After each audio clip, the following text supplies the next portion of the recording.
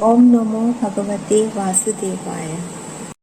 Srimad Bhagavad Gita, Chapter 9, Raja Vidya Yog. Raja Vidya Raja Guhya Yog reveals the most confidential knowledge of God. In this chapter, the Supreme Lord Sri Krishna explains his divine nature, the power of pure devotion, and how loving faith leads the soul to peace and liberation. Shloka 1. श्रीभगवानुवाच इदं तु ते गुह्यतमं प्रवक्ष्याम्यन्नसूयवे ज्ञानविज्ञानसहितं यज्ञात्वा मोक्ष्यसे शुभात्. The blessed Lord said, I shall now reveal to you this most secret knowledge, along with direct realization. Knowing this, you will be freed from the miseries of material existence. The Lord says He is about to reveal the highest and most confidential spiritual truth. This knowledge is not easily understood by everyone. It is revealed only to those who are pure-hearted and free from jealousy and fault-finding. By knowing and realizing this wisdom, one becomes free from sin, sorrow, fear, and repeated birth and death. Shloka 2. राजविद्या राजगुह्यं पवित्रमिदम् उत्तमम् प्रत्यक्षावगम्यं धर्म्यं सुसुखं कर्तुम् अवयम्. This knowledge is the king of all knowledge and the most secret.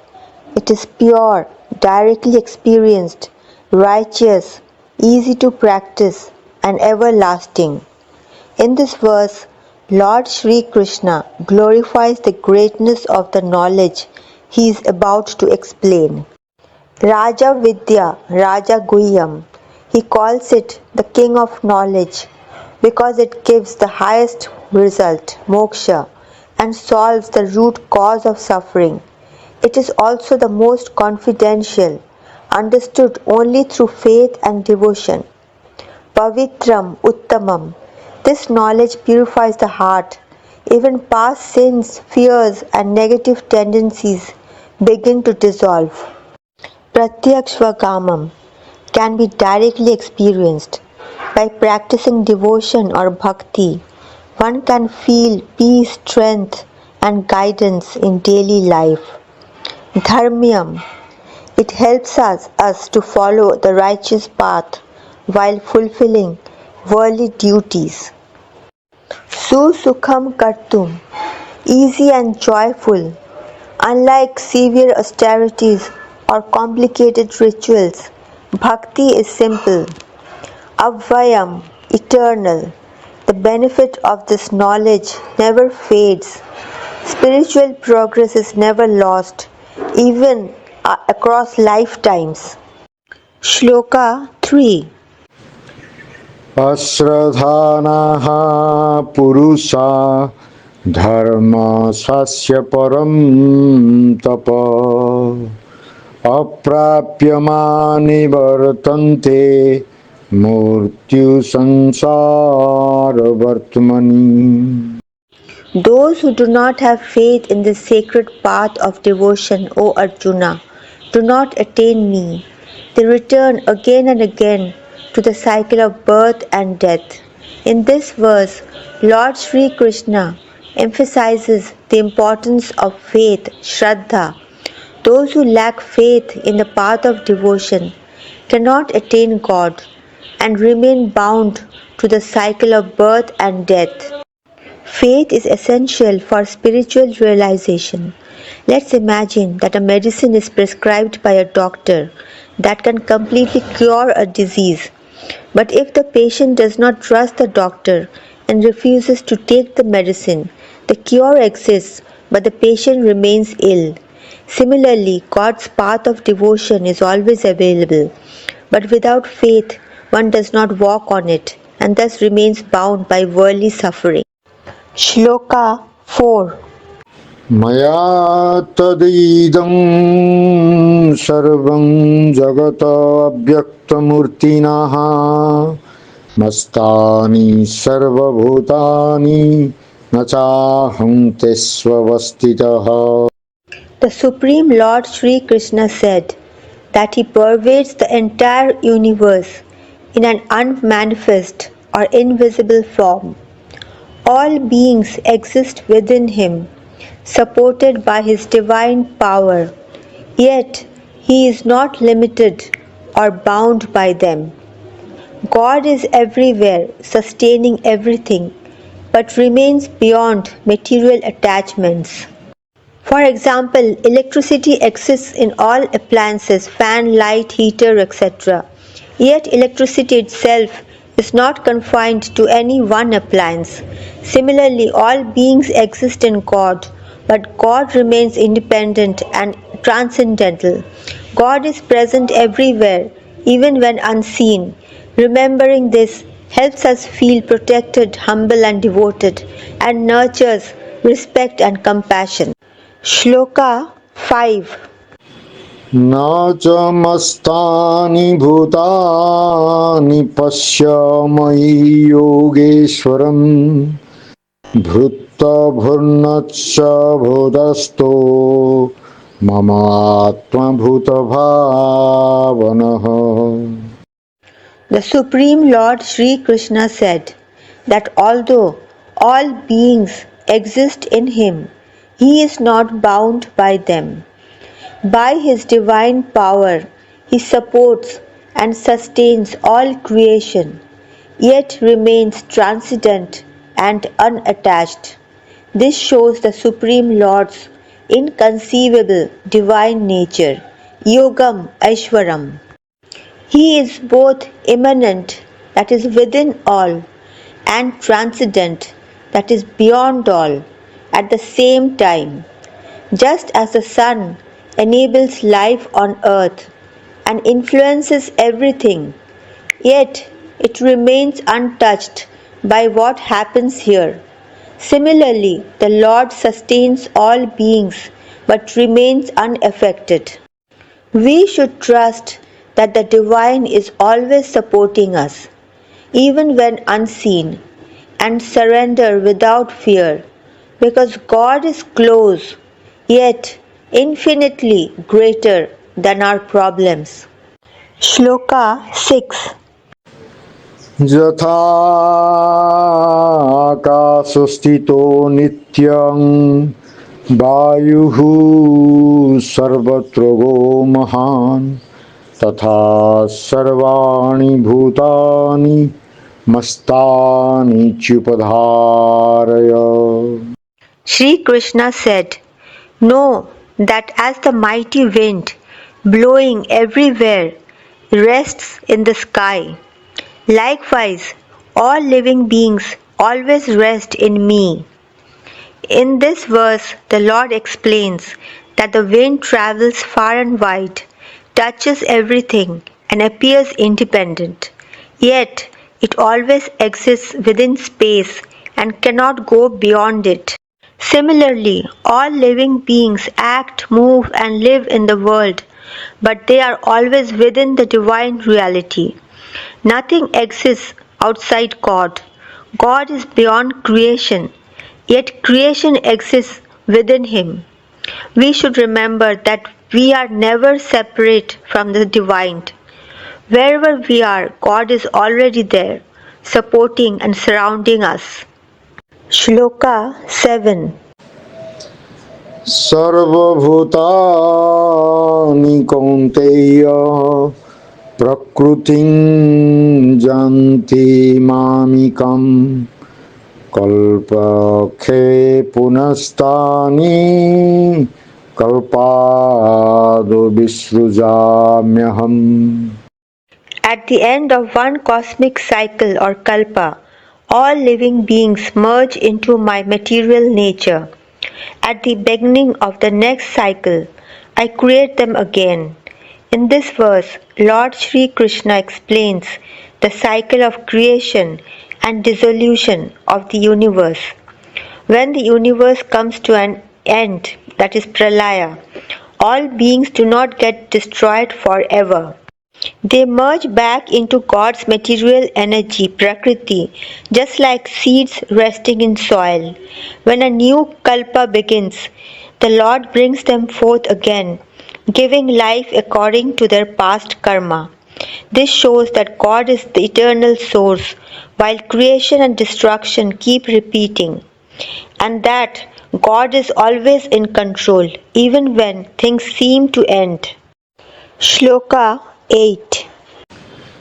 प्रकृतिं स्वामभष्टभ्य विसृजामि पुनः पुनः भूतग्रामम् इमं कृत्वा स्ववशं प्रकृते वशात्. Resting in my own material nature, I repeatedly create all these beings who are helplessly controlled by their own nature. The Supreme Lord continues explaining the process of creation. He does not struggle or labor to create. He creates effortlessly, simply by His will. Living beings are born again and again, driven by their own past tendencies, vasanas and karma.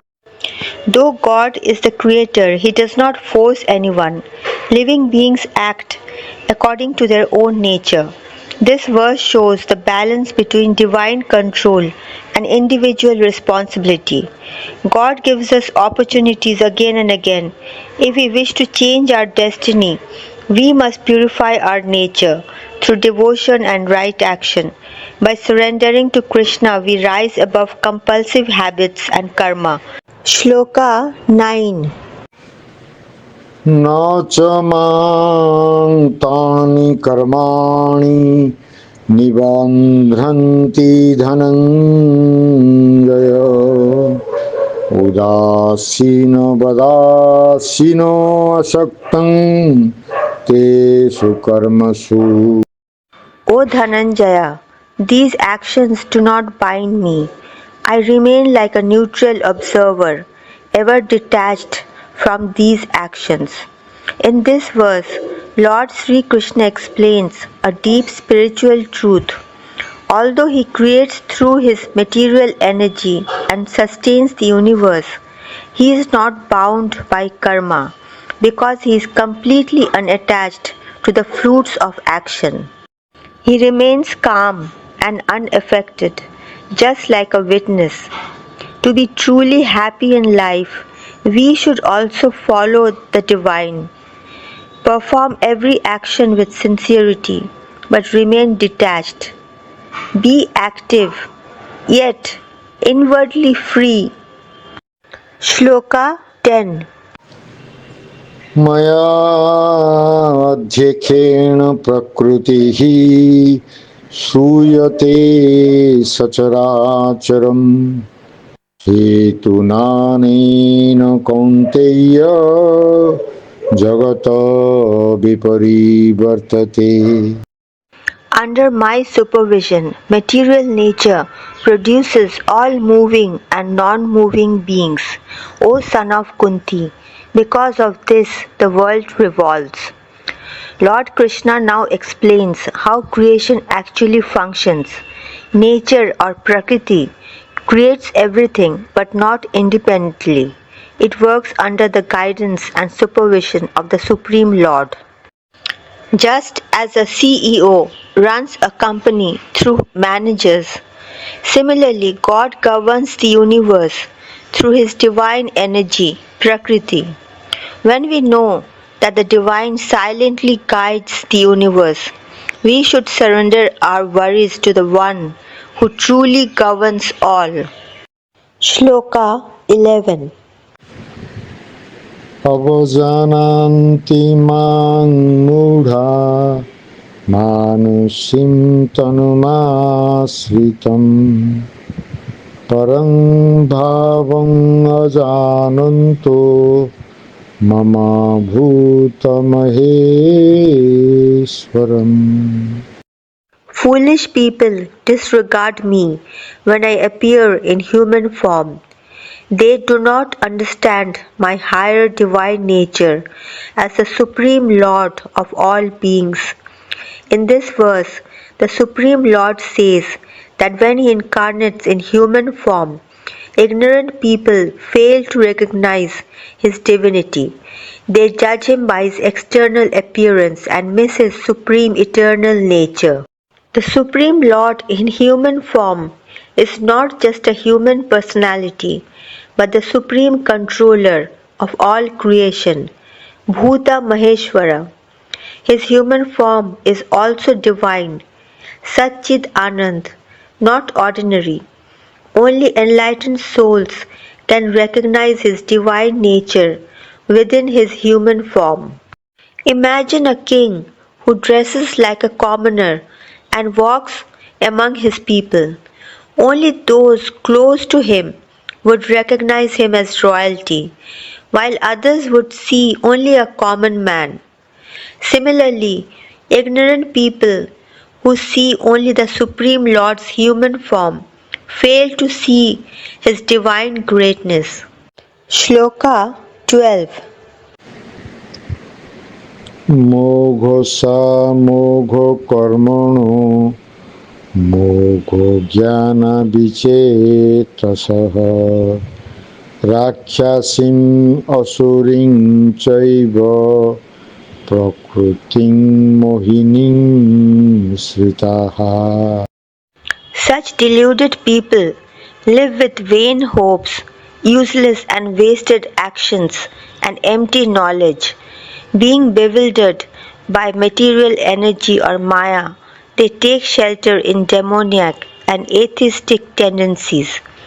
People who disregard the divinity in the Supreme Lord live with mokhasa, futile desires. They chase things that never truly satisfy.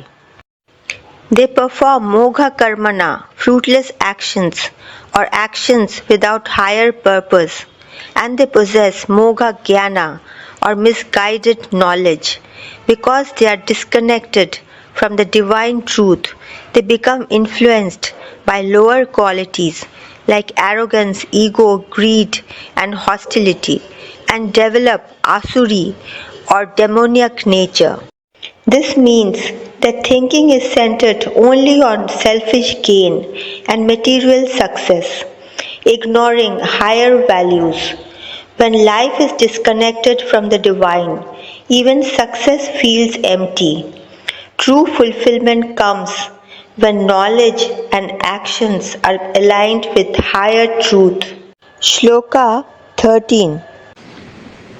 महात्मनस्तुं मां पार्थ दैवी प्रकृतिम् आश्रिताः भजन्त्यनन्यमनसो ज्ञात्वा भूताद्यवयम्. O Parth, the great souls or Mahatmas who take shelter of my divine nature, worship me with an undivided mind, knowing me as the eternal source of all creation. Now the Lord describes the opposite, the qualities of a Mahatma or a great soul. A Mahatma takes refuge in divine nature, Daivi Prakriti, which means they cultivate purity, compassion, truthfulness and devotion, worships with Ananya Manas, that is undivided mind, without distraction or selfish motives, and they know the Supreme Lord as the eternal source of all beings, the beginning of everything and beyond destruction. Such devotees are not confused by ego or worldly illusion, Maya. Their faith is always steady. A true devotee lives in the world does their worldly duties sincerely, leads a simple and moral life, and keeps the heart completely anchored in God in all circumstances. Shloka 14. Satatam kirtayanto mang yatastanta drudha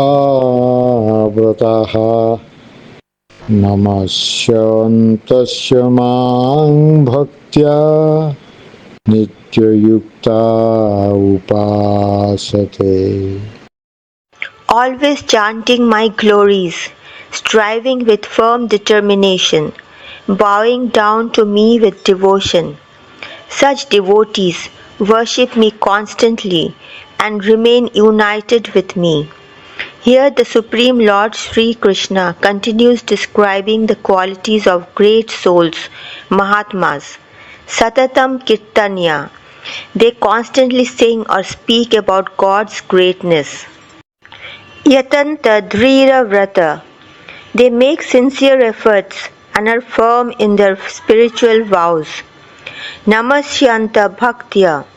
They bow down with love and humility. Nitya Yukta. They remain always connected to God. This does not mean they sit in prayer all day. It means their mind and heart stay aligned with God even while performing daily duties. Constant remembrance and loving devotion make every action a form of worship. Shloka 15. Jnana chapyani yajanto mamupasate ekatvaina pruthakatvaina bahudha vishvato mukham. The Lord now describes some of the other paths that sadhakas follow. Some worship Him through Jnana Yajna, the sacrifice of knowledge. These seekers perceive the divine in three ways. The first one, Ekadvena or oneness, that is seeing God as one and the only truth that exists, and seeing everything else as an illusion. This is non-dualism, which is aligned with monistic or Advaita philosophy. The second, Prithakvena, separateness, is seeing the Lord as a distinct and supreme being and seeing everything as a separate part of the whole and worshipping Him as separate entities. This is aligned with Vishishta Advaita and Dvaita philosophies.